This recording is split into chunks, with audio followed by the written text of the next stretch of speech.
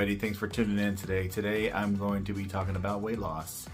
It may not look like it because I still have quite a bit of weight to lose, but I have lost 75 pounds. I am fluctuating 2 or 3 pounds because this is such a hard, it's like such a hard journey. I have a light now, so I'm practicing what I'm preaching about, just starting. I just started and I didn't have a light. I didn't have a good background. I had a vacuum cleaner in the back. I lined up actually I put a folding table down because I was filming on my desk before, but my backdrop was like the closet. And the closet was far away and I can't really put anything on the closet. So I was like, well, I need a better backdrop. So I got a light now for better lighting.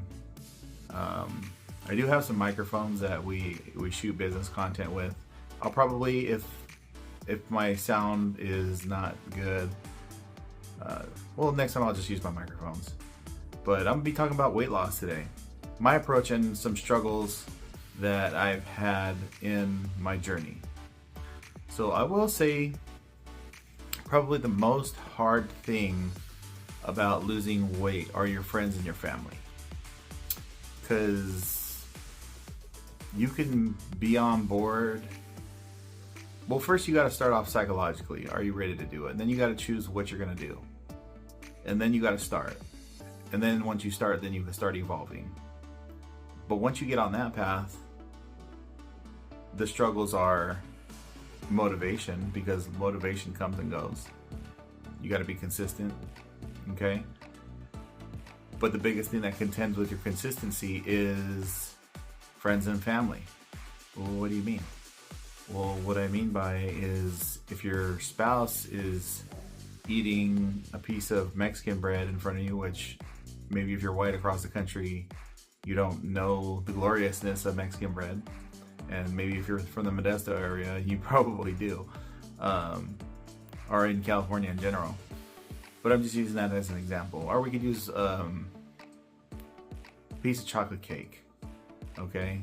If your girlfriend or spouse you're trying not to eat it and they're eating it right in front of you, it's really hard. That's like drinking alcohol in front of an alcoholic. Because sugar is probably more addicting than even the most addictive drug. The most addictive drug that I've heard of is probably heroin, or people that get hooked on like prescription pills. Sugar is even more addicting than that. So if you got somebody eating that stuff in front of you, that's number one.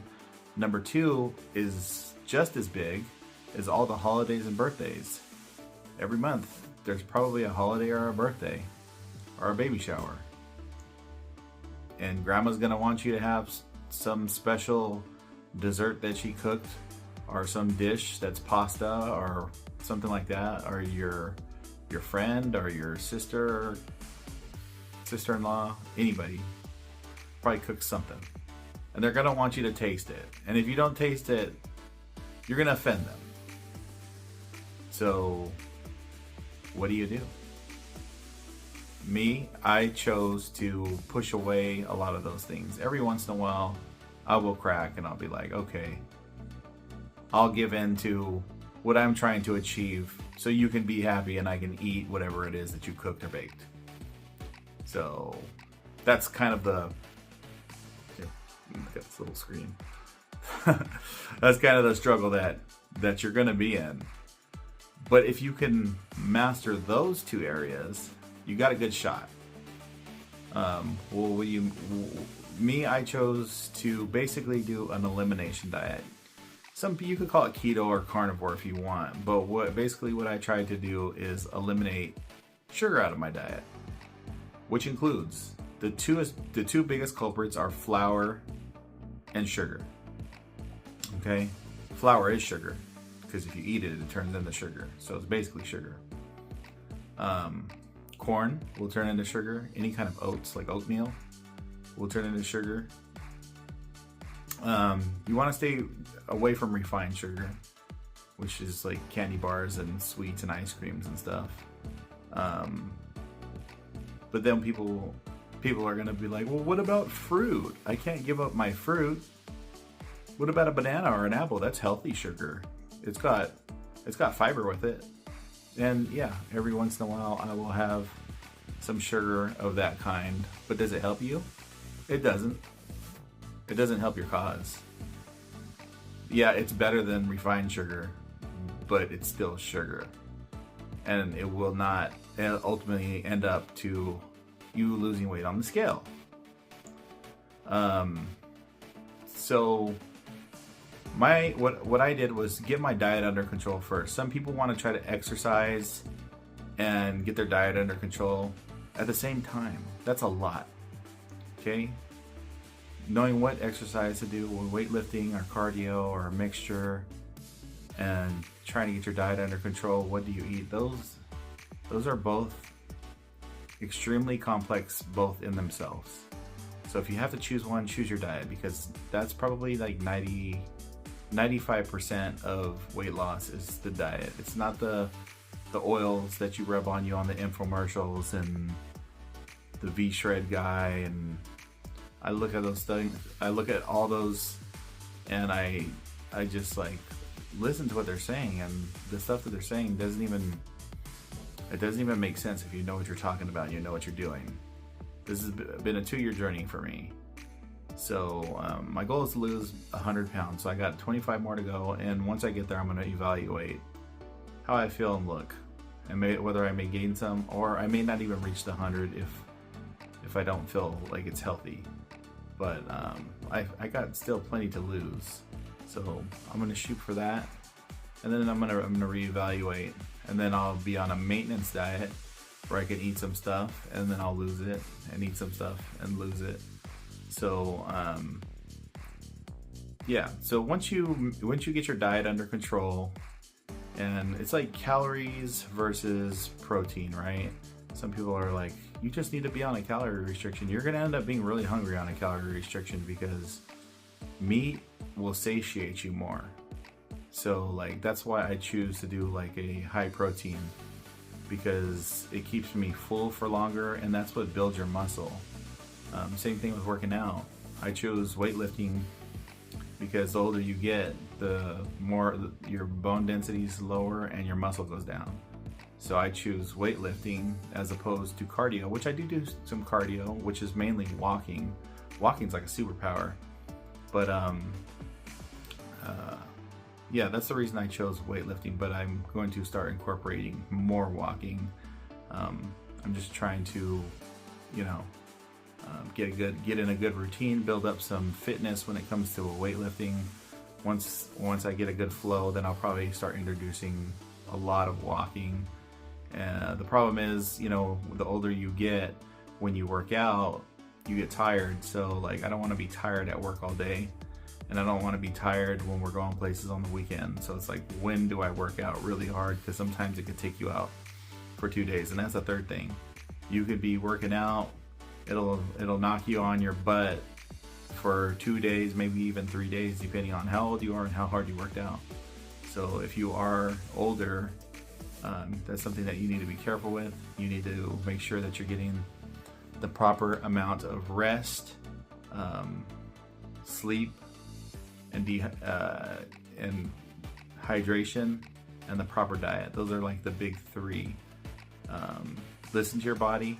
Sometimes you feel like you're getting sick, but really you just need to recover because you worked out too hard. You may feel like bogged down, brain fog. You might even have a mildly runny nose. But yeah, you just pushed it too hard in the gym. You need to rest a day, sometimes 2. If you pushed it real hard and you're a little older, maybe you need to rest 3 days. But yeah, just be careful with that recovery and your workout. What I would recommend is starting off real slow to where you don't need to recover the next day. And then now you have a baseline. Now you can start slowly adding, and then you can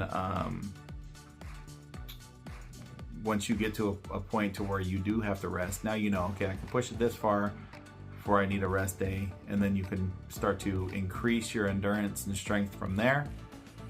And then yeah, and you're getting dialed in, you're dialing it in right, versus, you know, I'm just gonna jump in and do like some crazy workout, and then you don't even know what your baseline is. You just redlined your body, and then you're surprised that it's reacting.